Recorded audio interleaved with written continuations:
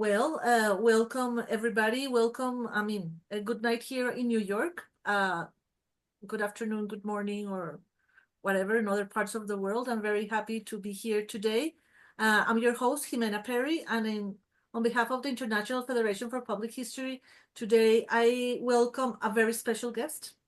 Also, someone who today joined the steering committee of the International Federation for Public History. So now it's not only a friend, but also a colleague. So I'm very happy to have Lina with us tonight. We are going to talk about her last book. Um, Lina is Associate Professor of History at the National University of Singapore. Her research focuses on public history and urban preservation. Let me let these people in. During her decade-long work in China, Lina has pioneered the field of public history in China. Before joining the National University of Singapore, she was appointed Associate Researcher Chair of Public History at the University of Vienna, 2023-2024. Research Fellow Professor at the Department of History of Zhejiang University. I hope I'm saying that correctly. 2017-2022, and the Institute of Humanities and Social Sciences in Chongqing University, 2012 to 2017. I'm sorry. She's founding editor for Public History, a national journey of public history. Lina also contributes to a better understanding of public history at a global scale.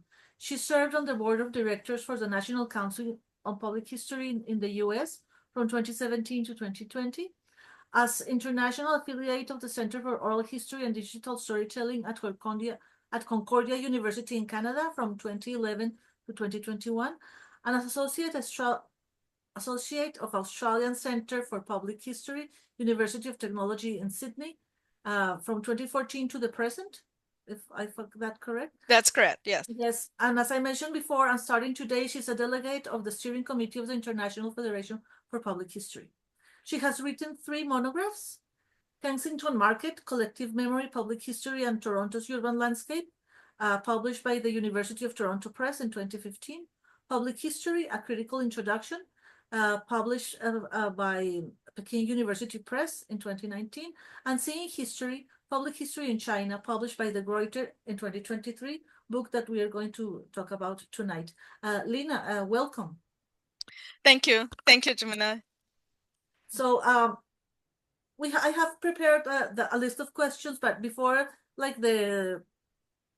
those questions, I would like you to tell us a little bit about you, about your journey. What inspired you to pursue the career of a public historian? I always take the stories back. And is the volume okay, Jimena? Yes, it's fine. Okay, that's wonderful. It's really a great honor and a pleasure to be on Explorer. So I just want to take the stories back a little bit to a decade ago, about 2013. I met an independent filmmaker in China, and he started this vernacular memory and grassroots studio projects in 2011, which is 2 years prior to meeting. So the studio actually integrates visuals, oral histories, and documentary filmmaking together to really document the Great Famine from 1959 to 1961, which, as you probably know, is still a very sensitive part of Chinese history. So around at that time, around 20 volunteers and villagers and filmmakers, professionals, and were involved. And so they started this journey of recording and documenting the individual stories and memories through the documentary, through the studio.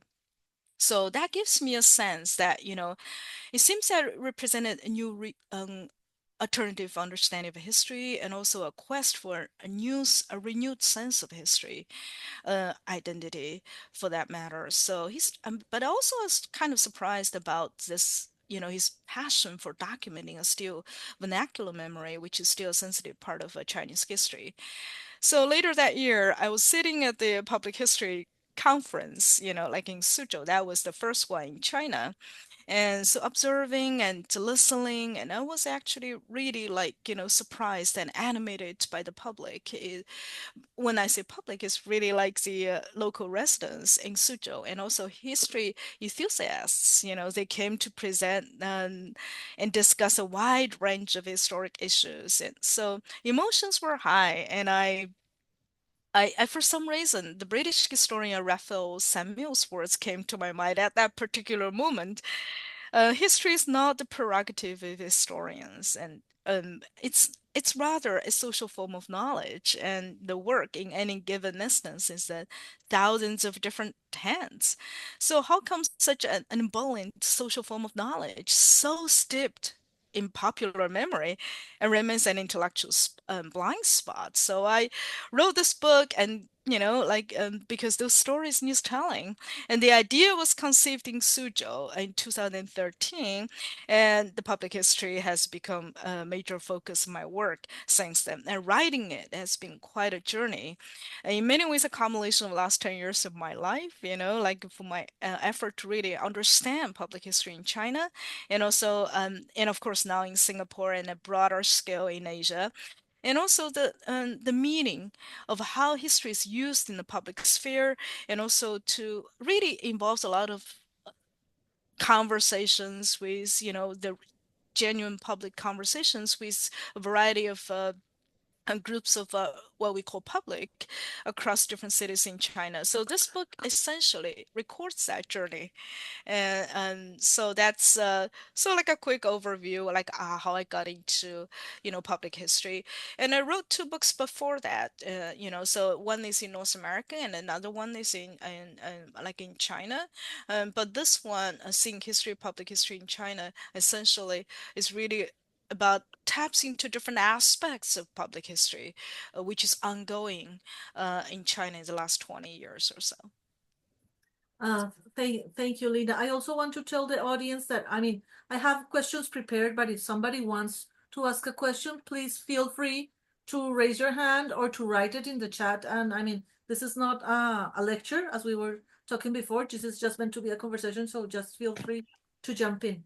Okay, thank you, Lina. How would you define public history in the Chinese context? And how does it differ from public history in the West? Which I think is also very appropriate now about the conversation we were having before we start recording about like all the right-wing forces that are precisely using the past in very uh, controversial ways, let's say. Yeah, precisely. And so in the book and with China, I define it in public history as the following: as the audience-centered history practice that focuses on issues and demands of a public and contemporary setting.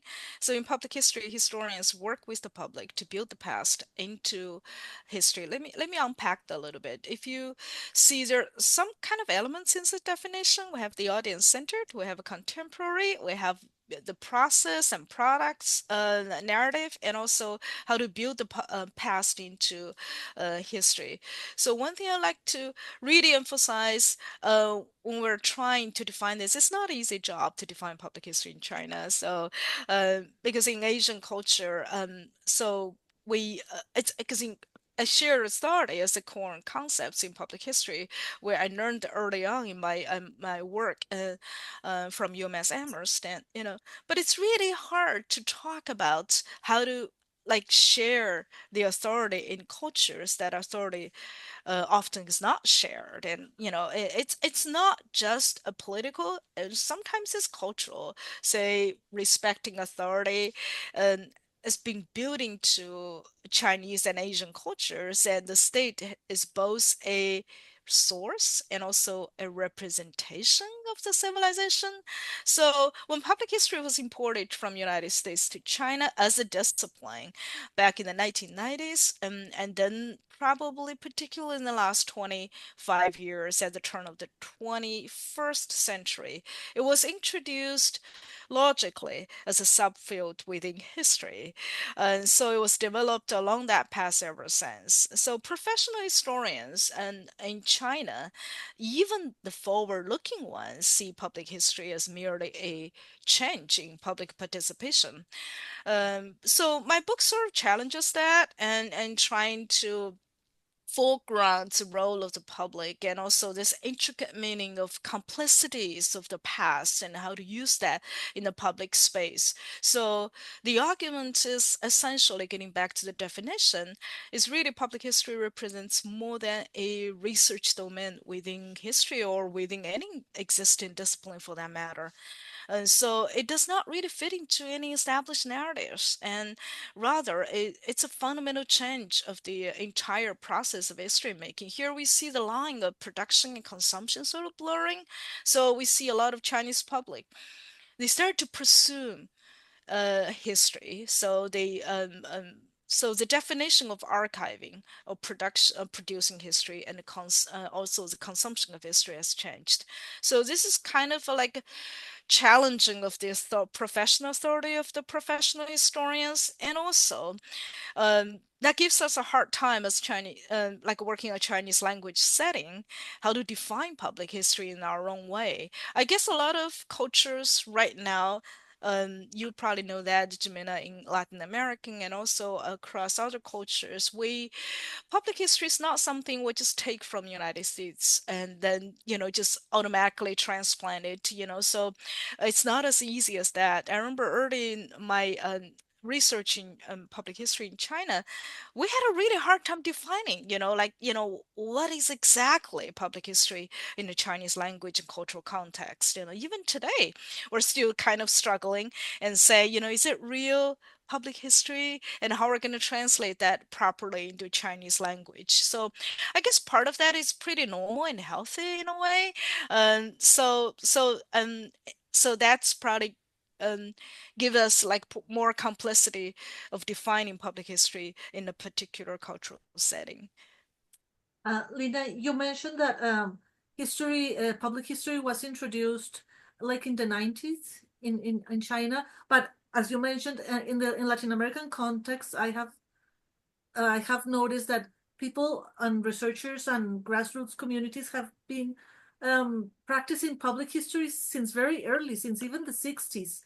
How was the case in China? Was that considered public history, or what kind of, or another kind of field, or how was that practice in China before the 90s? How was it like conceived?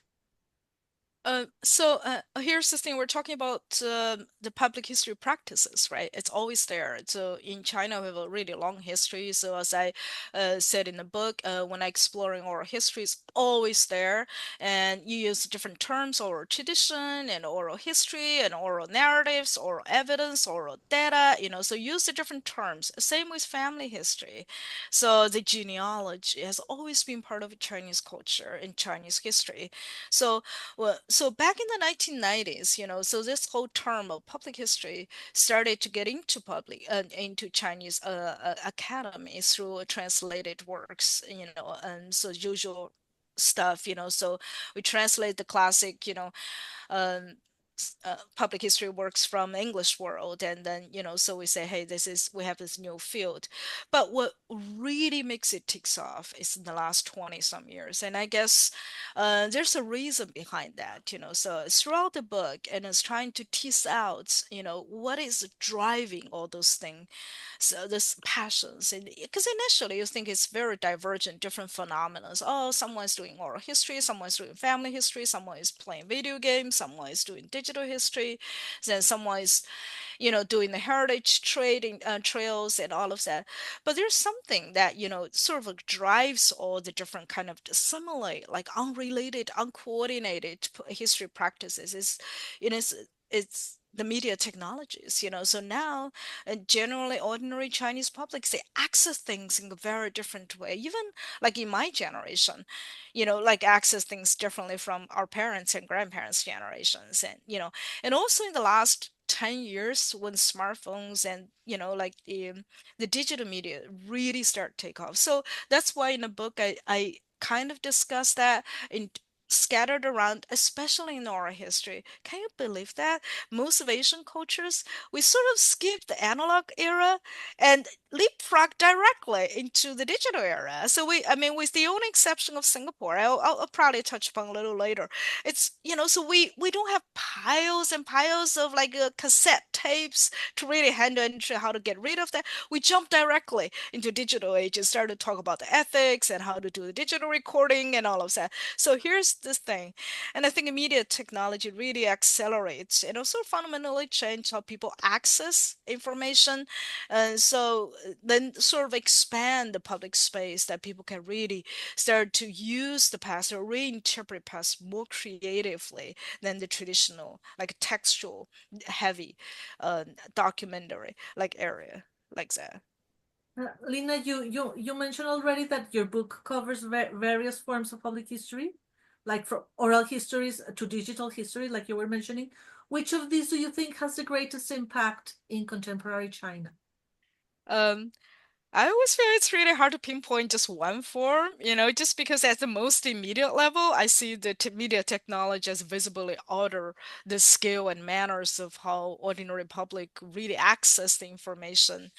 So I see like there's a gap between the traditional history classrooms or textbooks. People feel, like we use it just for tests and, it's foreign, it's irrelevant. On the other hand, we see the public history is more like penetrating into the very like emotional and psychological worlds of the ordinary public. So that's why we have the oral history and performance, and museum and site interpretations, and also historic video games, and so if you want to give me one option, I would say oral history, because it's equipped with media technologies, easily accessible. I'll talk a little bit about the downside of the digital technology and how people can do oral history in the digital era without adequate ethical like regulations in place and stuff like that. But obviously it's taking off. Oral history is very strong like in China and in different formats, and so I think that's probably gives people like most sort of authority to really try to record and to try to curate or histories and memories at different scales. Yeah, I was thinking about that because here in the States where I live, for the audience to know, I live in New York. We're having a really hard time, for example, with the practice of oral histories. And for example, this month that it's Black History Month, it has been forbidden. The Pentagon Mhm. forbid that. So all kinds of celebration and oral histories that come on this month are being done like not in a not hidden, but not as public as we always wanted to. And our fear is that that will become even more strict, like with Latino month Mhm. or queer celebrations and Mhm. stuff like that. And in that sense, I think oral history becomes like a very powerful tool that we need to keep strengthening in a way. So Right. yes. I mean, definitely. And I feel we need that kind of liberal expanding space. And it's just in the last 12 some years when I was working in China, I started to see the fluctuating, like, how the space is kind of fluctuating. When we started back in around 2010, ish. I feel like a space is there. I mean, people started to jump in. That's why we had the Suzhou conference. We had, like the subsequent faculty training programs, and and you feel it. Like, people jumping and, documenting their family history, genealogies, and all of that. Probably in the last few years, and gradually, and after the pandemic and all of that, you start to see the kind of like a shrinking of a public space in many ways. Politics is always there, okay, so but it's just like you need kind of space, and I always feel that's kind of skill set I try to build into my teaching public history, how to navigate, like instead of complain we can't do anything, how to navigate that space to really tease out and without compromising the professional integrity as historians. Lina, this is a question that I have here, but it just came to mind. Um, I have noted not only here in the United States, but in other parts of the world, that sometimes people don't look at public historians as if they were real historians. I have heard many people saying, "Oh, you are a public historian because you couldn't do proper history." And there's some kind of disregard for public history, which I find very intriguing because of to be a public historian, you have to be as good or better because you're dealing with the public. So, is that kind of conception about public historians happens in China too, or not really? Uh, it's intriguing and it's frustrating sometimes, I can Yeah, tell yeah, you. It's yeah, it's prevalent, so people have this prejudice, against public historians. First, they don't know what is public historian. Second, the assumption is usually, oh, you're not producing yes, historic scholarship, you're just like transmitting. So that's actually one of the anecdote I usually took back, when I first decided to go to China to do public history. People say, "Oh, we have this popular television show, historians and kind of trying to make history accessible. Do you think that's public history?" Yes, that is, but we're doing more than that. So getting back to your question, yes, it is there, and I can't tell you much like how much I'm trying to navigate this kind of established structures, try to build up public history at a college and university level in China. So my first frustration is that it's really hard to get public history listed in the program, because people say, oh, we have Chinese history, we have modern history, like Chinese modern history, and we have world history. Where do you want to put public history? Is that real history? So that's one thing. So usually when we're doing the conference, one session is kind of obligated to discuss what is public history. So I do have a strategy. When I train students, public historians at the undergrad all the way to PhD level, what I did is that I try to recruit really like top students and just to send the message out, so you have to be a really good historian. And then on top of that, you're building other skills to be a public historian.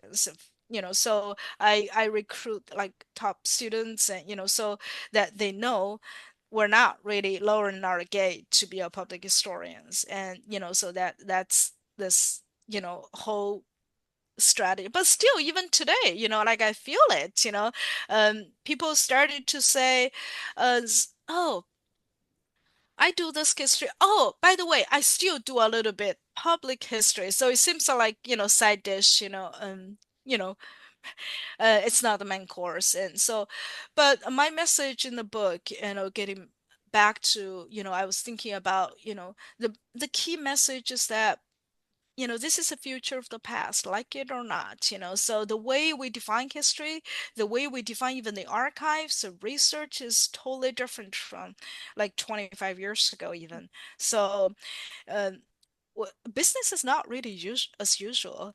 So the production and consumption of history, and also the complexity involved in the different emergent research methodology, and also the raw materials, what we call historic materials, are totally different. So we need a new skill set, and we need to train young generations in a little bit different way. So ultimately, really try to build that past into what we call history. So that's and also that's an evolving process. It's not one time deal. So that's why we see a lot of public history projects are multi-year to make it sustainable. And so that's probably the characteristics. And so yeah, we just keep fighting. And this is but I'm glad here at the US in Singapore, and then they realize that they have a like established master's program in public history, which is I think in Hong great. Kong, Chinese University of Hong Kong, that's the other one, but they call it stream. So and they teach more like an undergrad level, but they do have grad stream and program as a public history. But our program at NUS is like a formal established public history program. We're taking like regularly, let's say about 10 to 15 students, like Mhm. every year That's graduate a lot. students. And yes, in terms of a small field, but the need is also there. If you talk to the oral history archives, they're saying, we've been doing this for almost half a century. If till last 10 to 15 years, we realize that, we need public historians to, say, for example, the topics is not going to be top down all the way. Now we're getting back to the communities, and we need public historians to work on that. And also we need technological savvy, like younger generation, to really deal with the different aspects of oral history, curating, and also interpretation, and all of that. So the need is there, the market is there, just need a better trained public historians, and I believe that China is the same. So it's I think there's so much to do in Asia at this point, and so that makes me excited. Well, that actually is promising. It's actually like Yes. brings hope. Um, Lina, in your book, you discuss the role of museums in shaping historical narratives. How have Chinese museums changed in recent years, and what role do they play in public memory? That's a great question. And I so there's three chapters that I touch upon museums in different aspects, at different types, at different skills, and so I'm gonna just probably touch upon like three chapters like in the book. So some audience might know the context, some are not really familiar with the context. So I'm just going to start from 2014, when our first public history faculty training programs, that was like, yeah, exactly 10 years ago. So we started something very controversial, the Nanjing Massacre Memorial and Museum. That's probably one of the few memorial and museums on site in Nanjing. And you probably know the I think in the West, people call it the Rape of Nanking. So this is site commemorates the Japanese invasion of Nanjing in 1937. And so it's traumatic, it's controversial, and but my point in the book is that when you bring this controversy, it's difficult, a contested history, is ideologically and a contested history in the museum setting, and that probably tells something very different. And also that tells what public historians can do. So remember, this is like almost 10 years ago. So we did that with a group of American, students and universities as a collaboration. So so the sense is that you bring audience in to a newly renovated museum exhibits, telling such a controversial and also contested, emotionally charged history through mature cultures. What they did in their renovated museum is that they display the actual bones of the victims, and which is shocking. So, so the thing, if the whole trip, it's a whole narratives happen just in a single Chinese setting, no problem. The question probably even not will not even come up. But all those years, I realized that at that moment, I mean, it takes time for me to digest that. So American, um, both the professors and the graduate students, and they feel this is sort of like unacceptable because it's the actual bones. I mean, sort of like you victimize another person a second time. So, and of course for Chinese, that's the forensic evidence, so this actually happens. You have different like a cultural assumptions, and but today I want to leave all those controversies aside. I just have one question. Like, is it possible to really achieve shared historic understandings? You know, that sort of transcends the national boundaries. Because we know it's traumatic. It's sort of like Holocaust, and everybody, like knows, it's going to be controversy. But the problem is that every the public has a different kind of cultural assumptions, like say in the Nanjing case, and so then you have started to have some kind of like a really, really heated debate, and if it's appropriate to display the bones in the museum setting. So that gives me the warning that when we talk about public history, we sometimes forget it as a cultural shape. So that's why, Jimena, you're doing this Latin American public history. You probably noticed that when you speak in Spanish, it's very different from, you reach out with an English audience, so that part, so it's not about the language, it's the cultural assumptions behind that. Remember, I think this is really critical for us to engage in some complicated public history projects, so that happened about 10 years ago. More recently, I did the projects with Chongqing. It's less controversial. It's in the urban setting, which ties back to my planning background. It's all nice. And so I designed the program. We call it Urban Landscapes, Memories, and Public History. And it's a beautiful collaboration with the Chongqing Municipal Museum. And, so we got enough funding to do that, got the training, and get the idea of public history out all it everything as well till we actually try to redesign the exhibit we call the journey towards the city. So essentially that tries to use the material cultures, try to sort of give you a panoramic view of the urban history of Chongqing. And so the original exhibit is very like expected chronology, like textual heavy, like exhibit. But later they try to incorporate oral history. So we incorporate quite a bit, so we did lead the volunteers and also the museum curators and also the public and also my students in the universities, and we work together to really interview different groups and all of them. So we did the oral histories about how, especially the locals, how they record the memories. And so here comes the mayor, which is sort of later purged by our the current Chinese authorities, and but it was really popular at the time. So long story short, the name came out. His name, came out during the oral history. Not only once, but many times. The locals really cherish the memory that also the work is done for Chongqing, and they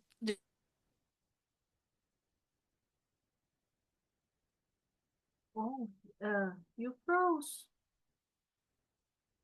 landscapes, all of that. Wonderful. But they so when you see, we as historians, I mean, we record things, we use oral histories, and so, but the thing is, when the name came out, the museum was not comfortable. They're saying, you need to take his name out just because of political sensitivities or whatever. So we ended up, taking his name out and replace it with, like just we deleted the whole thing. So that gives me a second warning about how political public history can be, even with the landscapes. Because usually, I would say if you don't really touch about overtly sensitive historic issues, and if you try to just interpret landscapes, architecture, material cultures, and objects, it would be less sensitive. But when you bring oral history in, it's right, like you're talking with living, breathing human beings, So, and then you start to think about how to get this whole authenticity, integrity into the museum exhibits. Should we take the actual name out, or so it's a compromise. I'm not happy with it, but but at least we know the backstories and how the museum is funded and all of that. So we ended up taking his name out. So this is just like a small tip of iceberg how political it can be. Like certain public history projects.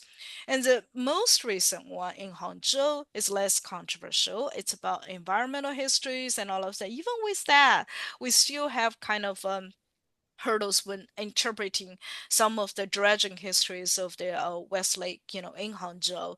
And because some names, because they mentioned, like some policies kind of unfair and they are treated, unfairly, during the dredging process.